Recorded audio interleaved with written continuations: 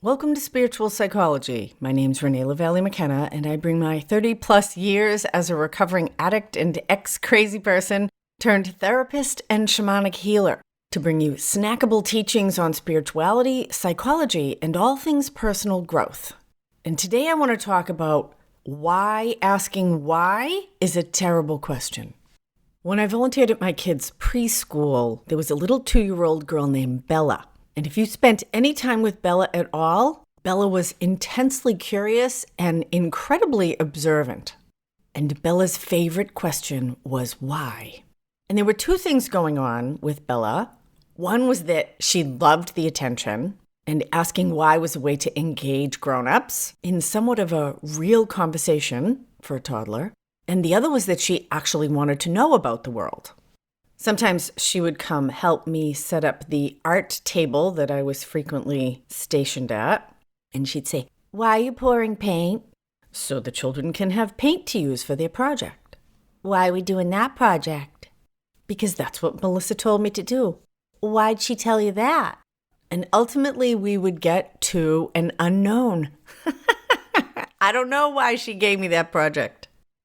I have the privilege of having gotten to watch Bella grow up into a beautiful teenage girl. She's kind of a powerhouse. In fact, my daughter said she's low-key scary because she has the inside scoop on everyone.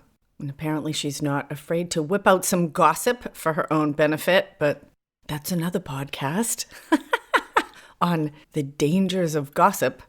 But Bella's inquisitiveness apparently continues to inform her life. And just like Bella learning about the world with her why questions, asking why can bring us information, mostly about how things work. Last week, my windshield wipers screeched to a halt right in the middle of my windshield. I had to turn them on and off like 50 times to get them to inch back down toward the hood. It was the weekend. I live in San Francisco. We have a lot of fog. I have to clean my windshield a lot. I luckily have a brilliantly mechanically inclined friend who spent a couple hours and fixed them for me. And because of the salt in the air and the San Francisco fog, it had corroded one of the mechanisms. It was completely seized. I am not a mechanical person, but he is. And I asked, "How did you figure it out?" And he said, "I had to look at the whole mechanism and ask, why isn't it working? And what parts are not working in it?" Seeking a solution. So why questions tend to be about the motives or the causes of something. And it certainly can be helpful to understand motives and causes, but intellectually understanding why something is happening doesn't change it. So just like with my windshield wipers, diagnosing the problem is only one step, and it doesn't fix the wipers. Part of the reason I decided not to get licensed as a psychologist because there was too much focus on diagnosis, which I just don't find helpful most of the time. Now, naming things certainly can normalize them and absolutely has its place where it can be helpful. When my son was diagnosed with ADHD and mild autism, that was very helpful for him. That's why I can memorize every attribute of 627 Pokemon, but I have trouble tying my shoes.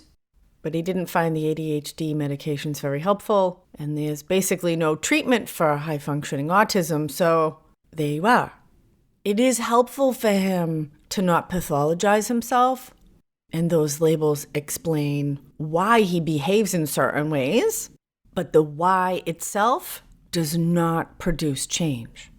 It's the deepening questions, the what, the how, the where, and the when questions that actually facilitate change. So diagnosing my windshield wipers, there's a frozen mechanism, doesn't fix it. What do we need to do to fix that mechanism? The why questions tend to be about motivation, diagnosis, and the what and how questions are about action. And so my very handy mechanical friend was able to whack the joint apart with some solvent and some tools, clean it up, put it back together with some grease, and my windshield wipers work. So sometimes discovering why something is the way that it is can point to the solution, but not always. And particularly in my work, as I lead people through the allies and demons process outlined in my book to connect with spirit and their own authentic self for the power and transformation they seek, a lot of people will start with the question, why? And that's a habitual pattern for a lot of people, very common. Why do I drink too much? Why do I avoid that stack of paperwork? Why do I keep getting in relationships with emotionally unavailable people? Why do I want to hurt myself?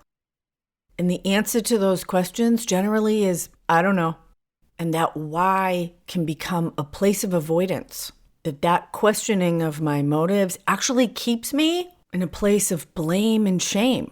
And it can be the intellect's way to try to avoid the difficult feelings, which is really where the solutions and the answers lie. So asking why can actually be a way to avoid taking responsibility. And it's true when we ask other people why as well. I can ask my kids, why don't you clean your room? I can ask my partner, why do you always look at the phone when we're in bed? Or my mother could ask me, why do you never call me?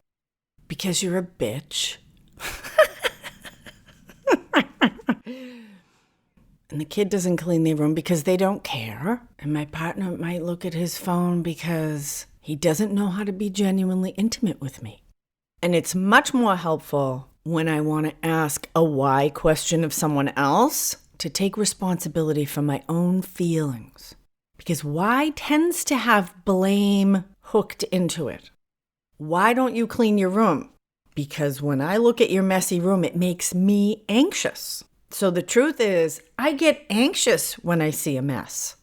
To which my teenager says, oh, well, it's my room. And I have to say, you're right. And I'm going to deal with my anxiety and let you practice having your own space, however disgusting it is.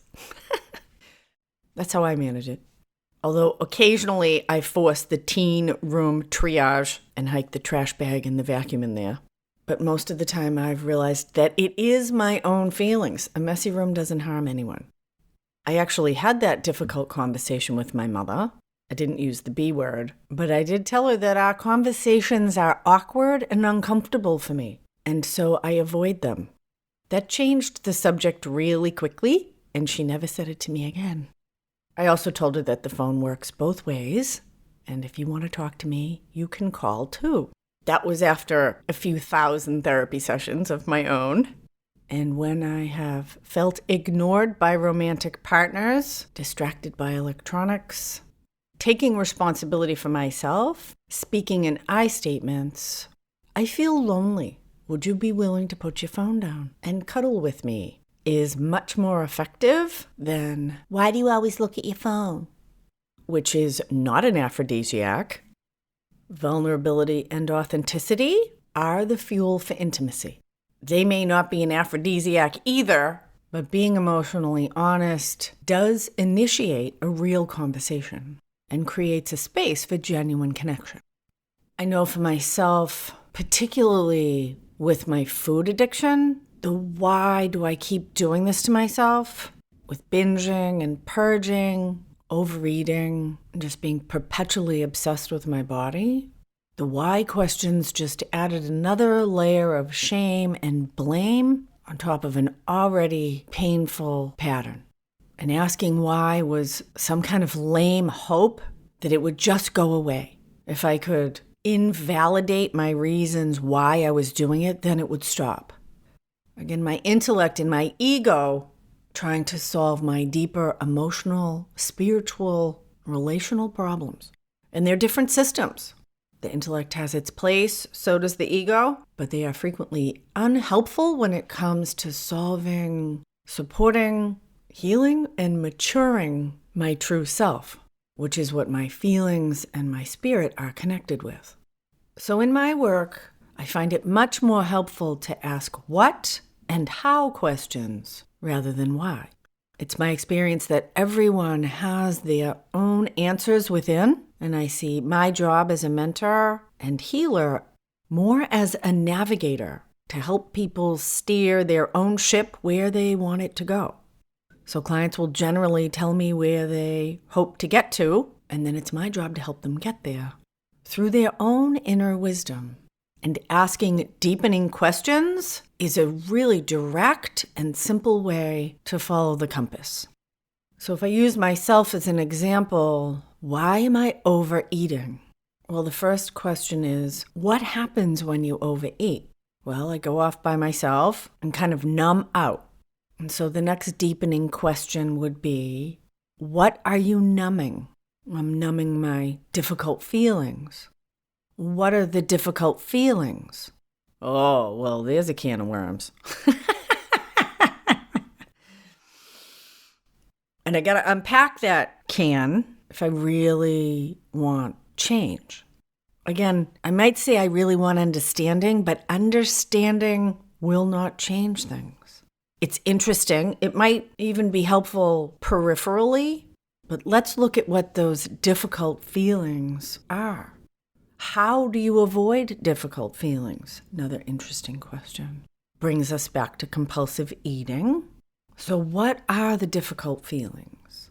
Sadness, anger, disappointment, frustration, hopelessness.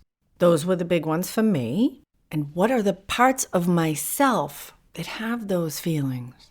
This often brings us to deeper inner work, inner child work, soul work, self-part work. Incredibly profound and transformative, mysterious even, and very experiential.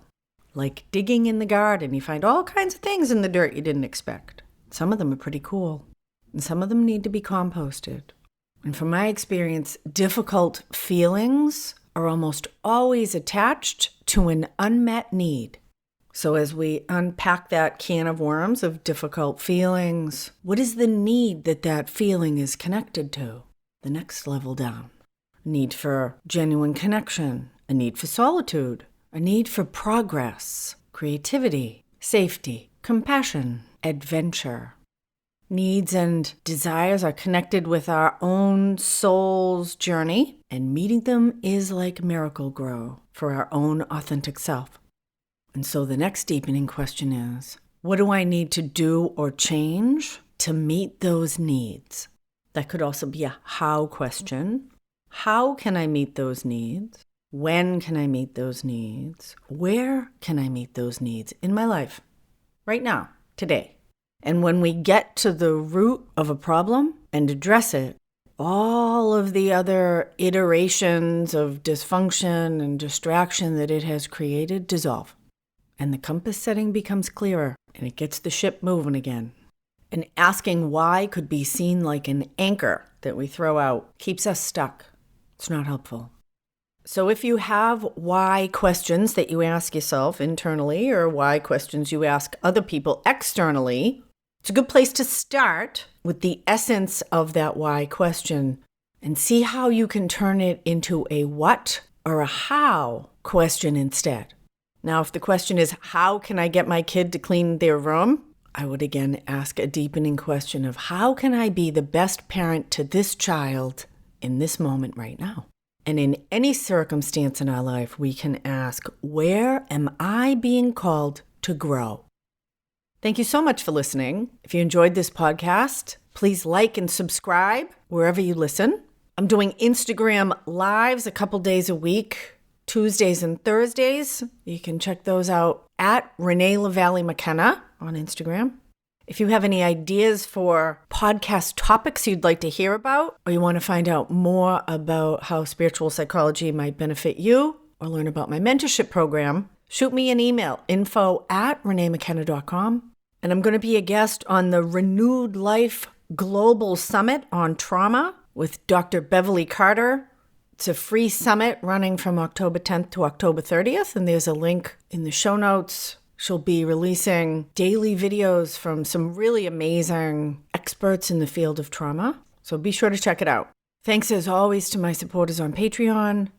Blessings on your path until we meet again. This is Renee LaValle McKenna for Spiritual Psychology.